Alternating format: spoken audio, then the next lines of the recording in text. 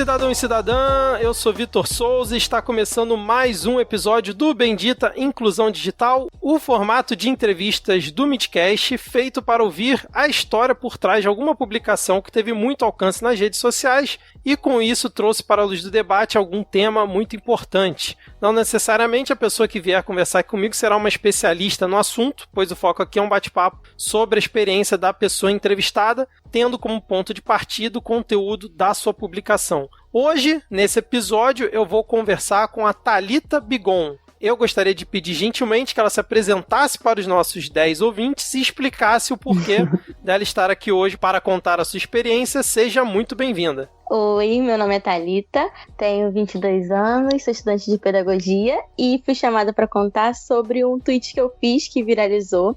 Expondo uma foto da minha mãe que estava meio que se virando para dar aula nesse período de pandemia. Exatamente. Para quem não viu essa foto que viralizou aí nas redes, recomendo clicar no link que vai ter aqui na descrição do episódio, que vai diretamente lá para o tweet da Thalita. E eu acho importante a pessoa, nesse momento, pausa o episódio, vai lá, clica, vê qual é a foto, porque eu acho que vai dar um contexto para todo o papo que a gente vai ter aqui. Mas antes eu queria só apresentar alguns números desse tweet que a Thalita comentou, que até o momento da nossa gravação aqui no dia 19 de junho, foram mais de 78 mil curtidas e quase 8 mil retweets. Eu não sei se a Thalita chegou a ver o alcance desse tweet dela, mas deve ter sido para mais de 1 milhão de impressões no tweet. Sim. É bastante coisa. Foram 2 milhões. Caramba, 2 milhões é muita coisa.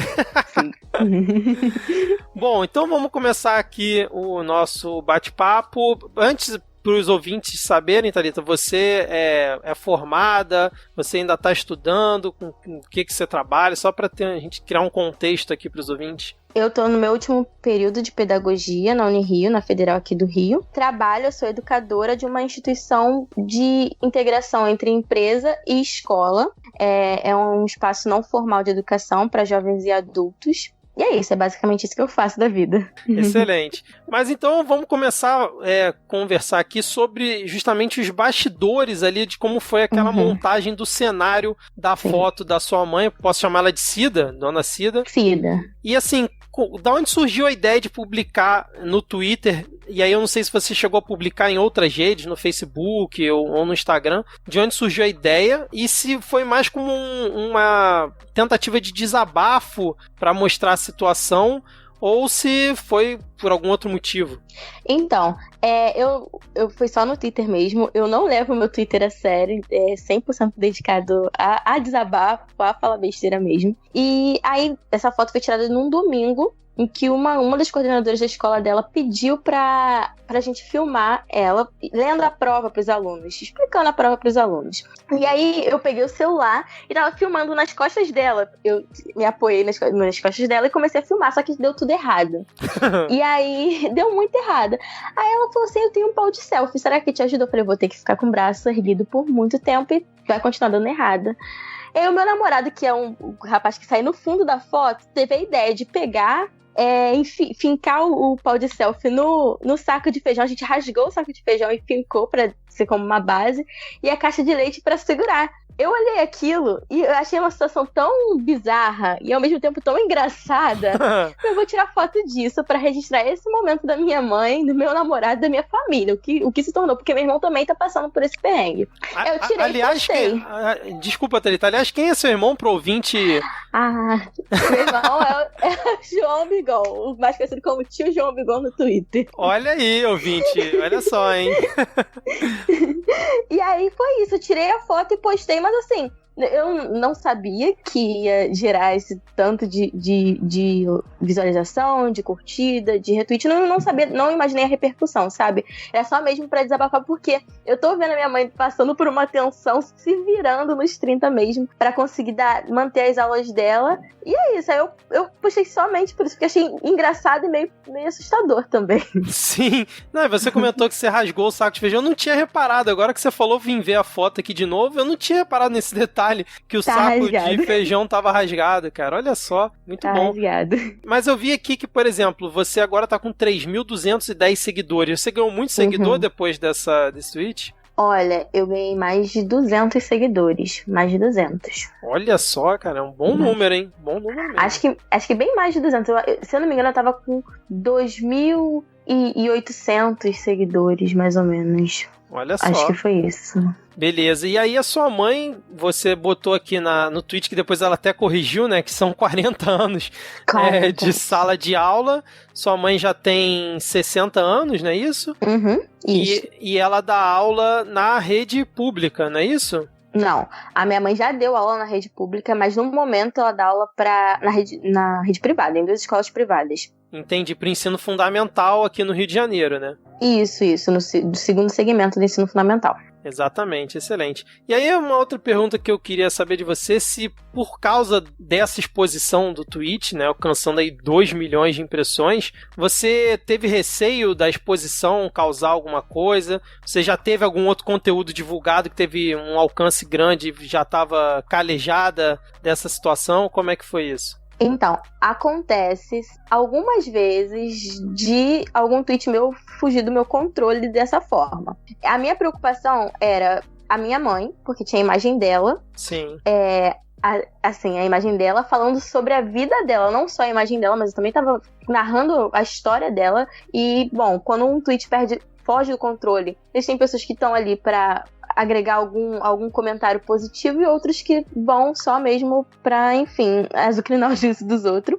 E a minha outra questão era a minha exposição, porque eu também sou educadora de adolescente, então eu morri de medo de vir aluno meu e revirar as minhas redes. Meu Twitter eu tenho, sei lá, desde meus 14 anos, então Eita. Pode ter uma infinidade de coisas minhas ali que talvez eu não queira que meus alunos vejam, Sim. sabe? Então eu tive essas 2 preocupações. Também em relação à questão profissional dela. Porque da mesma forma que vieram vários alunos dela nos comentários dizendo ela já foi minha professora, que não sei o quê. Eu pensei, bom, uma diretora de escola, de uma das escolas que ela trabalha, vendo isso, pode ser que não veja, assim, de bom grado, com bons olhos, do tipo, eu não tá dizendo que a escola não oferece os recursos necessários para que ela faça a aula, para que ela dê a aula. Então eu fiquei com medo disso. E em um determinado momento, inclusive, eu tranquei a minha conta. Eu falei, não, quer saber? Vou destrancar.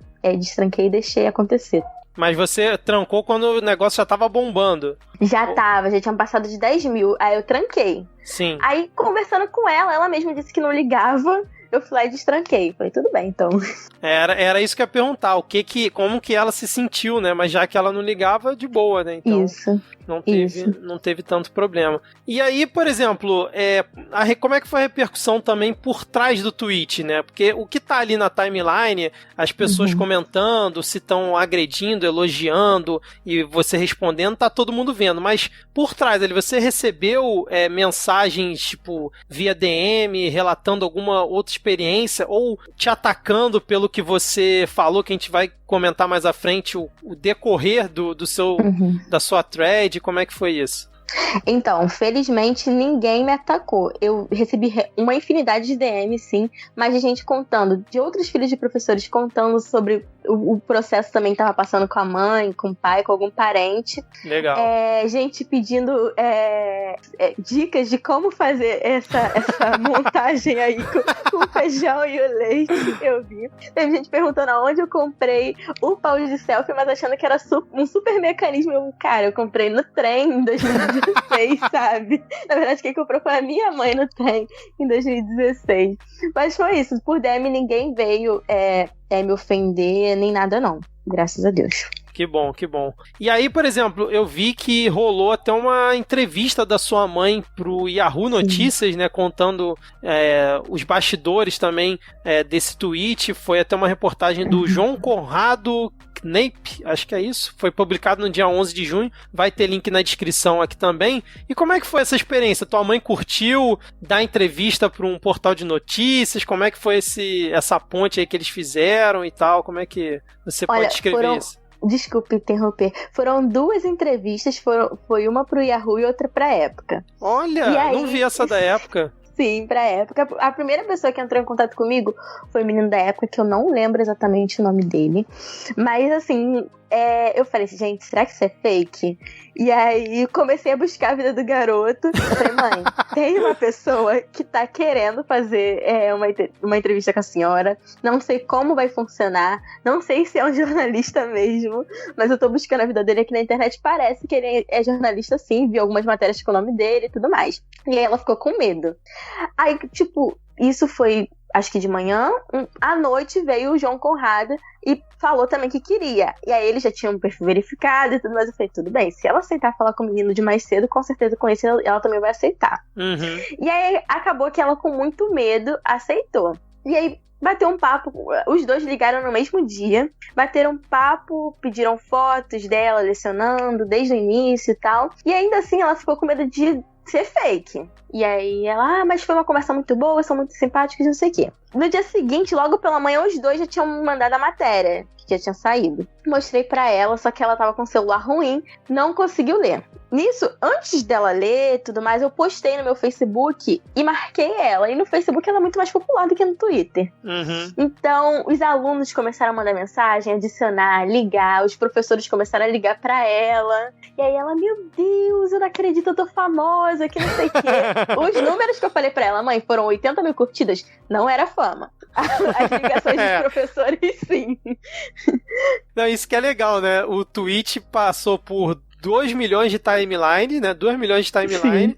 E aí, quando, óbvio, né, saiu na época, Yahoo Notícias, né? É uma coisa assim que, como é que eu vou dizer assim, no nosso mundo antigo, isso dava realmente uma visibilidade maior, mas quando chega a ligação de alguém que te conhece, é diferente, né, cara? É diferente. Ela ficou toda boba. Eu tô famosa, não acredito, tô muito orgulhosa de mim. Ela falou, usou essas palavras, eu achei muito bonito. Falei, ai, que bom que eu postei essa foto no Twitter. Uma outra coisa que eu queria saber, que na matéria, e até você comentou, que foi muito complicado para ela essa situação aí da pandemia, que obrigou ela, né, como todos nós, ficar em isolamento social e agora tendo que lecionar à distância. Como é que você pode, assim, relatar um pouco desse processo dela? Ela conseguiu levar numa boa, passou por períodos de ansiedade? Como é que foi ela que ela já vem de uma outra geração, né? Completamente diferente. Tem pessoas que, na idade dela, eu vejo pelo meu pai, por exemplo, que não tem tanta familiaridade com essa coisa mais de tecnologia e tudo mais. Então, realmente, é um bloqueio natural que existe. Como é que foi pra ela essa situação?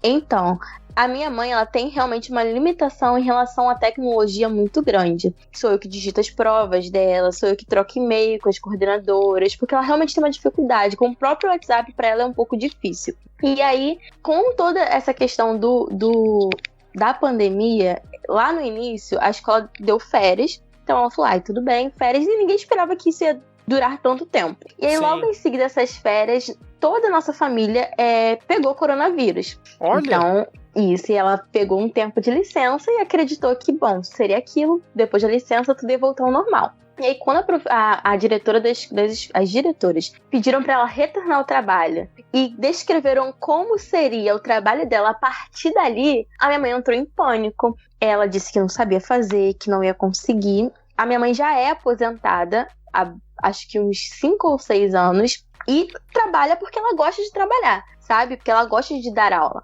E aí eu ouvi minha mãe falando, não, vou pedir minhas contas, não vai dar, eu não vou conseguir, eu não sou capaz. Eu ouvi a minha mãe admitindo uma incapacidade, assim, e eu sabia que ela era capaz, porque minha mãe tem 40 anos de sala de aula. Sim. Então, isso causou um transtorno psicológico nela, uma tensão que ela não dormia, ela sentia dores no estômago, ela não se alimentava. Ela ficou muito tempo, até que teve um momento que a gente falou assim, mãe, nós vamos, mas eu, você, meu irmão, a gente se junta e a gente vai fazer isso acontecer. Você não vai pedir demissão. E aconteceu. Assim, aos trancos e barrancos, ela tá gerando um estresse muito grande pra ela. Tem dias que ela realmente não está bem. Tipo, ela termina a aula meio-dia e você vê que ela tá transtornada, mas ela tá conseguindo levar. Mas trouxe um impacto muito grande pra ela mesma. Todo esse processo, essa coisa da adaptação mesmo pro virtual. Foi bem complicado. Caramba, cara, que relato, né? Realmente, assim, tem gente que eu vejo reclamando, né, dos professores, vejo muita gente nova também reclamando nas redes sociais, que os professores isso, os professores aquilo. Vai ter até um episódio do Midcast que vai falar justamente sobre a visão dos professores nesse período de EAD, que quando esse episódio aqui sair, já vai ter saído esse que eu tô comentando, em que eles relatam justamente essa situação, né? Que muita gente não vê o que tá por trás e que muitos professores estão trabalhando até 2, 3 vezes mais em casa do que estaria no colégio, né? Porque eu até vi você comentando a questão de que agora ela meio que tem que ser uma youtuber, né? Tem que preparar, pensar em como vai ser. Você comentou que vocês ajudam nesse processo, mas também na casa de vocês é um processo que demora muito mais do que se ela tivesse em sala de aula ali de frente para os alunos, que é uma coisa que ela já está acostumada a fazer, né? Sim, exatamente. E no caso dela, tem a limitação tecnológica, tem também até a questão da linguagem. A minha mãe, em uma determinada escola, ela dá aula por WhatsApp. E aí, um menino mandou um áudio e falou assim: professora, a internet bugou. Minha mãe olhou pra minha cara e falou assim: o que é bugou, Thalita? Assim, eu falei: mãe, a internet dele travou. Aí ela, tá. E aí, os termos que estão inseridos no mundo da internet, no mundo tecnológico, também trazem uma certa limitação, sabe? Sim. A linguagem traz uma certa limitação. Então, além disso, ela tá tendo que adaptar as aulas, conseguir mexer em todo esse sistema, a linguagem, e isso requer realmente muito tempo. Então, se ela dava aula de 8 a 12h45, hoje a minha mãe dá aula de 8 da manhã às 8 da noite, e final de semana ela tá lá tentando planejar a aula de forma que ela consiga filmar e explicar toda uma matéria que ela usaria, sei lá, 2 dias em 10 minutos de vídeo. Caramba, sabe? Cara. Sim. Então, realmente ela tá trabalhando mais que o dobro. Mas tem online, no caso das escolas dela, é tudo gravado e as crianças assistem depois? Então, em uma escola, ela tem que gravar um vídeo, mandar pro WhatsApp e no momento da aula tirar as dúvidas, conversar online com eles, num grupo do WhatsApp. Em outra escola, ela vai até a escola e faz uma gravação, uma live com eles numa plataforma que a escola criou para isso, sabe? Entendi.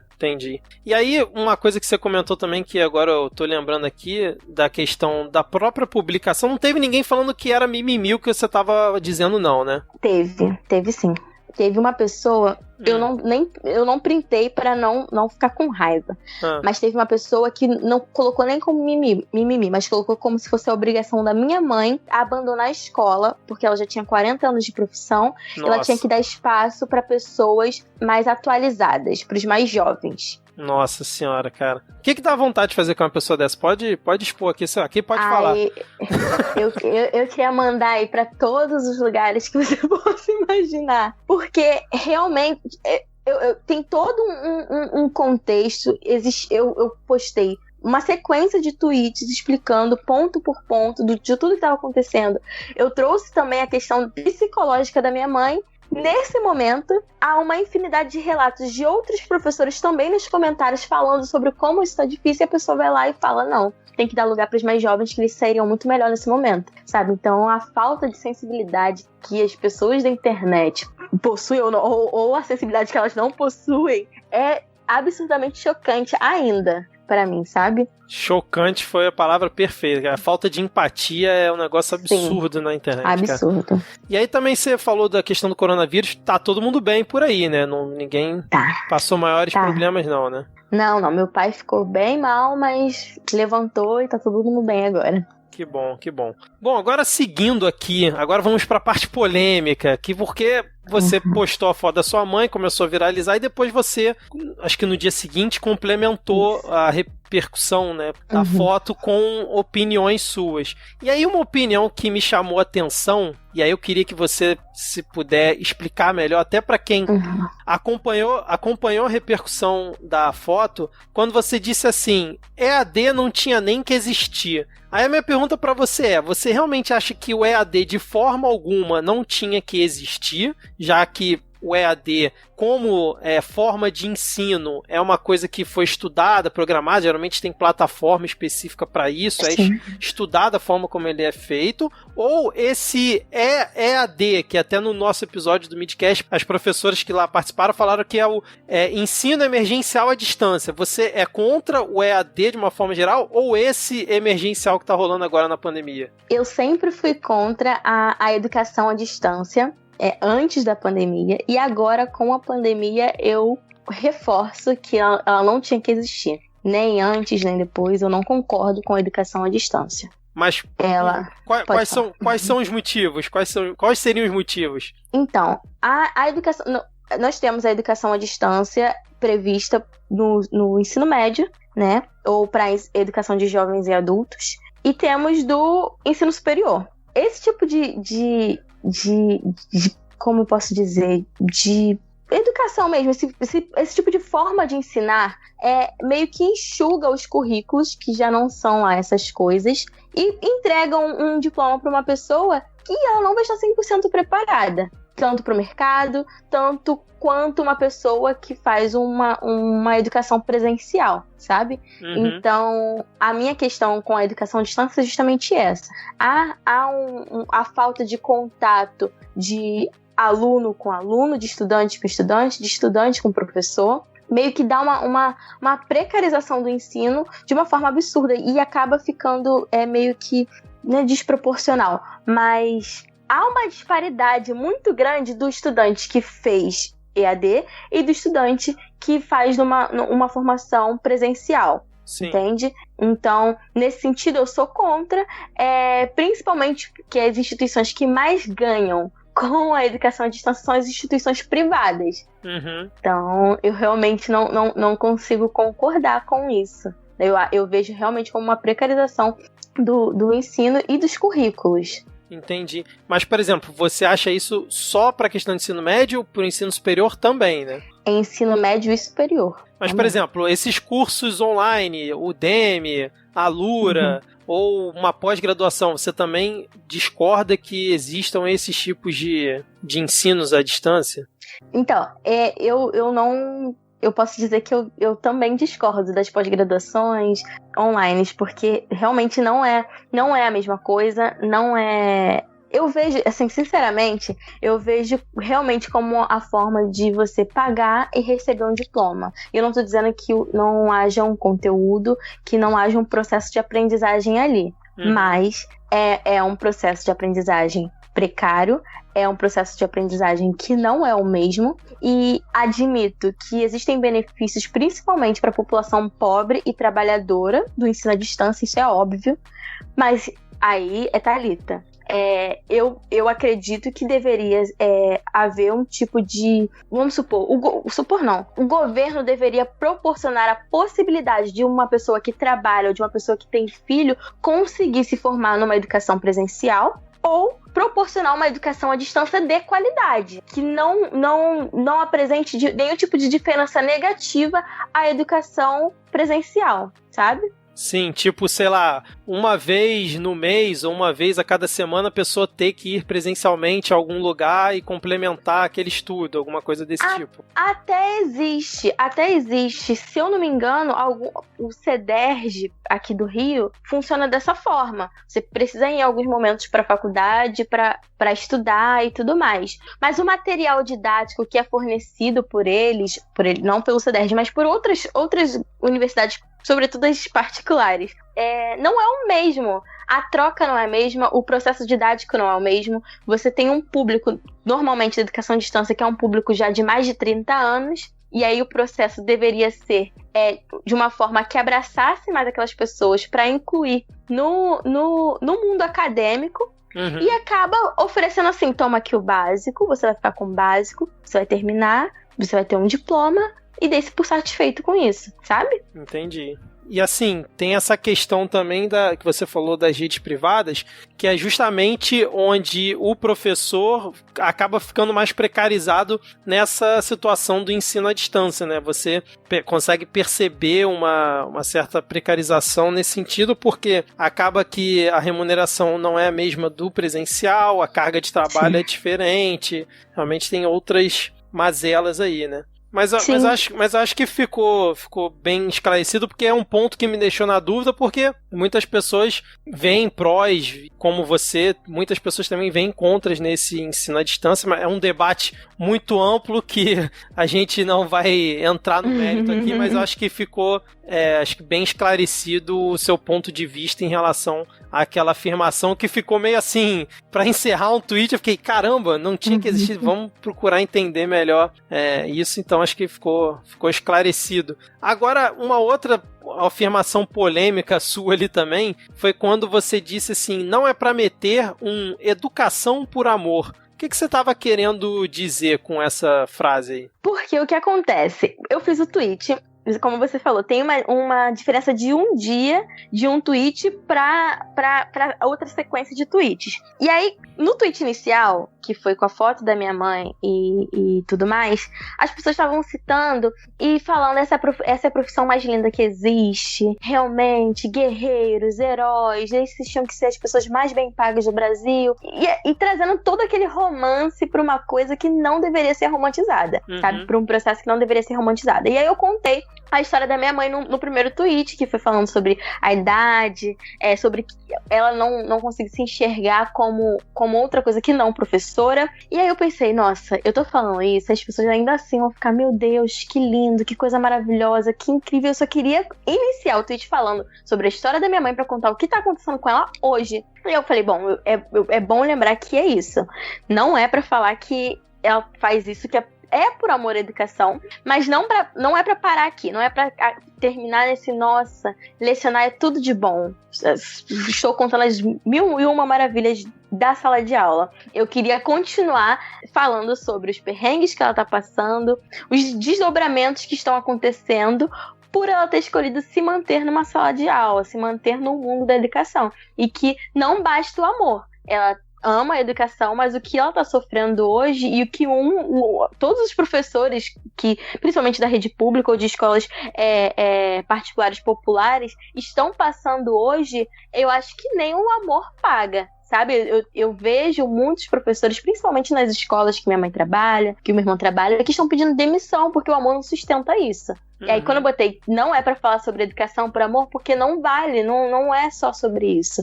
Nesse período de pandemia, minha mãe tá tendo que ir pra escola gravar live, ela tinha que estar trancada dentro de casa. Sim. Entende? Sim. Então era por isso. Entendi. É tipo a galera que fica romantizando quem precisa ficar no escritório até 1h da manhã, né, cara? Sim. Falar, nossa, olha como é legal como essa pessoa, né, se esforça pelo trabalho, pela causa e tudo mais. E, pô, não significa que isso seja uma coisa boa. Ó, beleza, ela tá se esforçando, tá buscando o seu melhor, mas não quer dizer que seja algo bom ter que ficar de 8 da manhã até 8 da noite direto trabalhando, né, cara? Pra poder repor uma situação emergencial, enfim. E aí, também, nesse tweet, né, nessa sequência, você comentou, né, só nós sabemos os perrengues que ela já passou. Você tem algum exemplo, assim, pra comentar? Porque você botou no tweet, pai filha da puta, diretor filha da puta, salário atrasado. Aí você botou, agradeço os comentários de guerreira, mas professor não tem que travar guerra. Você tem algum exemplo aí de perrengue que ela tenha passado pra você contar? Bom, a minha mãe, ela, em determinado momento da nossa vida, ela foi a nossa única fonte de renda, a única fonte de renda da nossa família. E ela chegou a trabalhar por 4 meses sem receber um centavo de uma das escolas, não, da única escola que ela trabalhava. Isso eu e meu irmão éramos crianças. Então, esse é um perrengue. Já teve casos de pai de aluno ir pra porta da escola pra bater na minha mãe. Nossa. Sabe? Porque a minha mãe, em determinado momento, cobrou que o pai estivesse presente, que o aluno se posicionasse. Existem coisas que o educador, o professor, não pode fazer. Então ela cobrou um posicionamento dos pais, porque a educação é uma parceria de escola e família, e eles se sentiram contrariados, eles acharam que, bom, porque eu pago a escola, porque eu pago o salário, você que tem que resolver isso, e foram pra porta da escola para resolver, pelas vias de fato, essa situação com a minha mãe. sabe? Então, existem várias coisas. Existe o caso de escola que minha mãe trabalhou, de diretora tentar humilhar ela, dela passar mal só. Ela trabalhava na segunda-feira na escola, no domingo à noite ela tá passando mal só de pensar em ir trabalhar, em ir pra aquela escola, não aguentar terminar o semestre e pedir demissão. Então, realmente, eu tenho 22 anos e minha mãe nunca esteve desempregada nesses meus 22 anos de vida. Então, eu realmente vi muitas coisas. Minha mãe passar por muitas coisas e, assim, aguentar, porque toda aquela situação da educação por amor sempre esteve na vida dela. Sim, sim, perfeito. E aí, nessa questão do por amor, você disse que está se formando em pedagogia e você escolheu essa profissão justamente pela sua mãe ser uma inspiração para você? Sim. Assim, sendo sincera, o que eu queria fazer mesmo era ciência política. E aí, eu passei e tudo mais, não tive condições financeiras de me manter no curso, porque ser um curso integral. E aí ela falou, filha, vamos pra educação. E eu falei, então tá, vamos pra ciências sociais, porque eu gostava mesmo da ideia de dar aula, mas de início ela foi contra, porque ela falou, poxa, uma família inteira de professores, vocês não vão ter dinheiro. Ela mesma falou isso, sabe? Sim. Aí eu falei, então tá. Pensei em ciências sociais, foi no período da reforma do ensino médio, ela me atentou quanto a isso, falei, então tá. Vou ficar na pedagogia. E aí por ali eu fiquei, pensei em fazer, já cursando, pensei em ir pra empresarial, mas com o tempo, com a troca com a minha mãe, com a troca com o meu irmão, com a troca na própria faculdade, eu falei, é aqui que eu quero ficar mesmo, eu gosto disso, não tem como fugir não. E aí foi isso. Mas assim, hoje a minha maior inspiração é realmente Dona Cida. Que legal, muito legal ouvir isso, cara.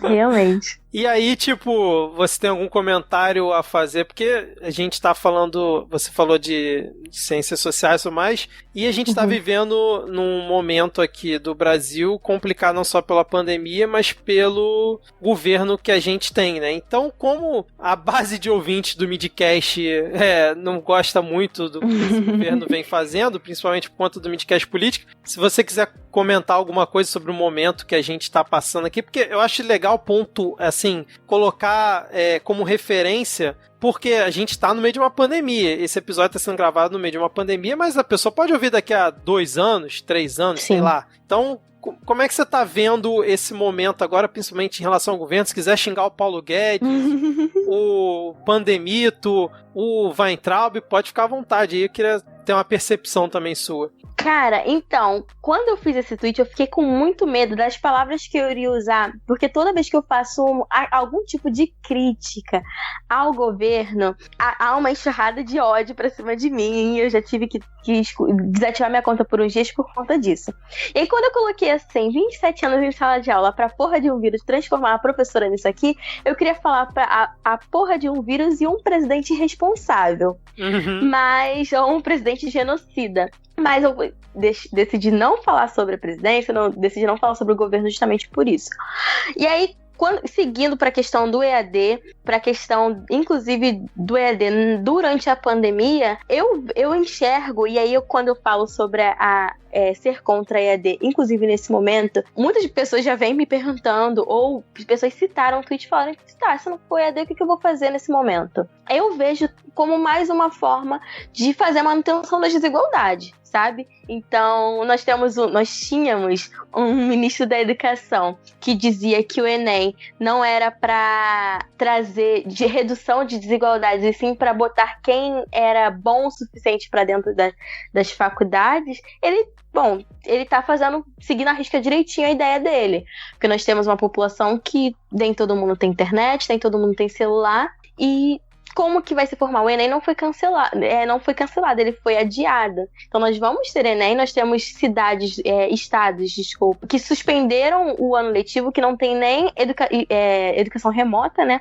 E outros estados, por sua vez, que estão seguindo, que estão tocando com videoaula. Existem escolas privadas que estão tocando suas aulas, e um Enem que tá para acontecer. E como vai ser isso? Quem são as pessoas que estão fora disso? Quem são as pessoas que não estão conseguindo estudar, que não estão conseguindo acesso a isso? Então, tem muito um dedinho do nosso querido, o nosso maldito presidente, e muito do que ele, na verdade, do projeto que é esse governo, para a exclusão mesmo de pobres, de pretos, das universidades públicas ou privadas também, do ensino superior, sabe? Então, sim, ser contra a EAD lá antes da pandemia e ser contra a EAD agora também é pensar nessa questão da desigualdade e contra esse Bolsonaro infernal.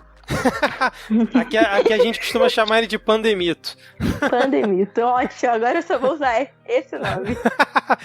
Agora, uma última pergunta aqui. Você que já está trabalhando na área e está se formando em pedagogia agora, você tem esperança que as próximas gerações, ou até essas que estão agora passando por isso, principalmente, por exemplo, do público-alvo que é a sua mãe dá aula, elas vão entender melhor essas questões de relacionamento entre professores e alunos no pós-pandemia, ou você não tem muita esperança disso? Olha, é porque são contextos e contextos, sabem? Principalmente só pelo meu tweet mesmo.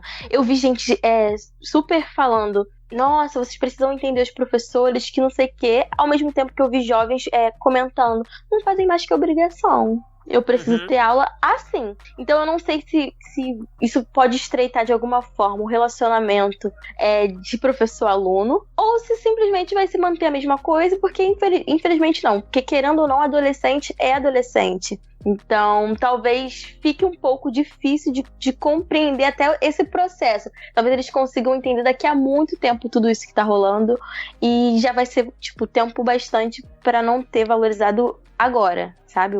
Por exemplo, o retorno das atividades. É complicado, cara, mas enfim, vamos ver o que vai acontecer, mas como você falou, né, depende do contexto, é bem complexo. Um país que tá usando do jeitinho brasileiro para resolver uma pandemia, não dá para também esperar muita consciência das pessoas depois disso, né? Tá abrindo tudo com 1.000 pessoas morrendo por dia, fica realmente complicado, cara. Sobretudo da população periférica, da população pobre, que realmente tá sendo alienada de uma forma grotesca para que, bom, não vou usar máscara, eu vou me aglomerar mesmo aqui na minha cidade. É isso, eu sou a responsável por fazer as compras no sábado, e você passa pelas praças e está cheio de adolescentes, está cheio de gente sem máscara, brincando, andando de patins, tomando picolé, como se a vida tivesse normal, como se nada estivesse acontecendo. Aí tá puxado mesmo. Eu tenho alguns conhecidos e um amigo do trabalho que mora aí e fala: cara, aqui parece que não tá rolando nada, tá de boa. E o prefeito também ajudou bastante pra isso, né? Nossa, sim. Eu acho que ele inclusive já reabriu tudo. Então realmente é isso. É bem complicado culpar as pessoas, sabe? Né? Até assim, não passando pano, é porque a população daqui é a mesma que tá tendo que sair todos os dias pra trabalhar, todos os dias tá pegando trem lotado, ônibus lotado. Eu pergunto, se eles podem fazer isso a semana toda, por que no final de semana eles não vão poder sair também? Eu acho que é algo a se pensar. Eu não tô dizendo que é justificável, mas pode ser que seja algo que passe na cabeça dessas pessoas, sabe? Bom, eu não corro risco, ou não ponho a vida de ninguém em risco se eu tenho que sair todos os dias, ficar numa lata de sardinha que é o trem, que é o BRT. Por que no final de semana eu não posso ir pra praça tomar um picolé com a minha criança que tá infernizando a minha mente? Então, sim, com certeza. É o que eu tento justificar quando eu vejo essas pessoas, apesar da raiva. Porque tenta ver pelo lado bom da coisa, né, cara? Sim. Não, mas é isso mesmo, concordo com você. Bom, mas já estamos chegando aqui no final dessa nossa entrevista, aqui do tempo que a gente combinou aqui para rolar esse nosso bate-papo. Antes eu queria me dirigir aos ouvintes do Midcast. Se você está ouvindo esse episódio e quer indicar alguma história, como a da Thalita e da publicação dela para episódios futuros, assim como já ocorre no nosso formato Segue o Fio, que funciona muito por causa da indicação dos ouvintes, marca o perfil do Midcast, o @podcastmid, lá no Twitter ou no Instagram. Se puder, usa a hashtag Bendita Inclusão Digital, que aí facilita para saber a marcação. E se você quiser apoiar financeiramente a produção de conteúdo independente aqui do Midcast, nós temos planos de R$2 e R$5 lá no PicPay e no Padrim. No PicPay é só você baixar o aplicativo, procura por Midcast e assina um dos nossos planos. E no Padrim o endereço é padrim.com.br/Midcast. Thalita, agora eu gostaria de abrir espaço aqui para você, caso queira mandar algum recado final ou fazer o jabá de alguma ação para as pessoas que estão ouvindo aqui esse episódio. Bom, gente, EAD realmente não tem que existir.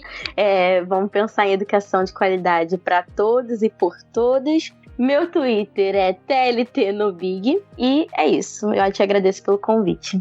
Maravilha, Thalita. Mande aí um abraço pro João. Espero que você participe de mais podcasts a partir de agora, seja essa sua estreia aqui nesse mundo maravilhoso da podosfera. E vamos agora dar tchau para os queridos 10 ouvintes e até a próxima. Valeu, tchau, tchau! Tchau, tchau!